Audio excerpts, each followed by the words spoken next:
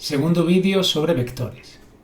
El concepto de vectores proporcionales indica dos vectores que tienen la misma dirección, es decir, dos vectores que pertenecen o bien a la misma recta o bien a rectas que son paralelas entre sí. Ahora en pantalla hay un vector rojo llamado U, un vector negro llamado V. Esos dos vectores están completamente alineados. Si trazáramos una recta que los contuviera, la recta contendría ambos vectores y decimos que son vectores proporcionales. Además del concepto de vectores proporcionales, podemos distinguir dentro de los vectores proporcionales cuando son paralelos o antiparalelos. Dos vectores paralelos son aquellos vectores que son proporcionales y tienen el mismo sentido. En este caso, el vector negro y el vector rojo tienen el mismo sentido, ambas flechas están apuntando hacia arriba, serán vectores paralelos.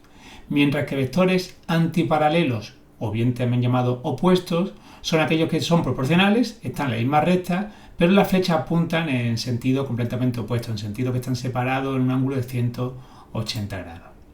De tal forma que para distinguir dentro de vectores proporcionales si tenemos paralelos o antiparalelos, hay una operación matemática muy sencilla, con una relación de proporcionalidad. Vamos a dividir cada una de las componentes, primera con primera, segunda con segunda o tercera con tercera, si tuviéramos en tres dimensiones. Y si el factor de proporción es un número real positivo, diríamos que son paralelos, como sería el caso que tenemos ahora en pantalla, con el vector rojo y el vector negro. Cogeríamos la primera componente del vector U, la dividimos entre la primera componente del vector V y lo tendríamos que igualar a la segunda componente del vector U y a la segunda componente del vector V. Imaginad que el vector rojo fuese el vector 4, 2, ¿vale? Componente horizontal 4, componente vertical 2, lo podemos ver claramente, el vector 4, 2, mientras que el vector negro es el vector 2, 1. Pues bien, si hacemos 4 dividido entre 2, nos sale el factor 2, si hacemos 2 dividido entre 1, nos sale el factor 2. Por tanto, la división de las primeras componentes de las segundas componentes sería 2, es un número positivo, y serían vectores paralelos. En cambio, si ahora dibujo un vector azul apuntando hacia abajo, este vector azul es proporcional a los otros dos, al rojo y al negro, pero es antiparalelo u opuesto porque la flecha apunta hacia abajo. Pues bien, el ángulo que forma el vector azul con los otros vectores es de 180 grados y se va a cumplir lo siguiente: cuando hagamos la división de cada una de las componentes, el número K va a ser un número negativo.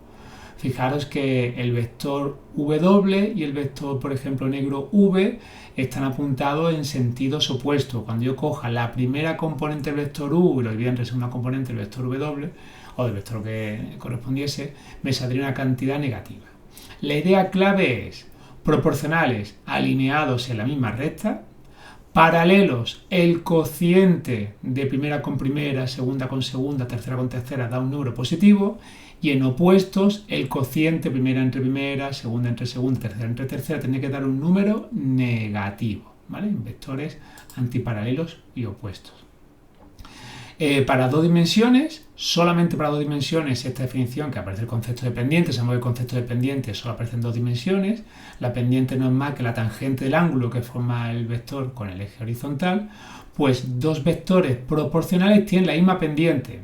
Dos vectores proporcionales, da igual que sean paralelos o opuestos, van a tener la misma pendiente porque van a formar el mismo ángulo sobre el eje horizontal, de tal manera que la tangente va a ser la misma, ¿vale? La tangente va a ser la misma de ese ángulo. Por lo tanto, dos vectores proporcionales, ya sean paralelos o antiparalelos, sus pendientes son exactamente iguales. Cuando hablamos en dos dimensiones de vectores perpendiculares, obviamente forman 90 grados entre sí, podemos razonarlo a partir de trigonometría con que el producto de las pendientes es igual a menos 1. Si recordamos, cuando tenemos dos ángulos que se diferencian 90 grados, el seno de un ángulo coincidía con el coseno del otro, mientras que el coseno del primero coincidía con menos el seno del otro ángulo, cuando la diferencia entre ambos ángulos era 90 grados. Ese signo menos que hay entre dos razones trigonométricas va a producir que el producto de las pendientes sea igual a menos 1. Y efectivamente se va a cumplir que primera la pendiente del vector U, pues segunda componente entre primera componente por pendiente del vector V, segunda componente entre primera componente, ese producto va a ser igual a menos 1.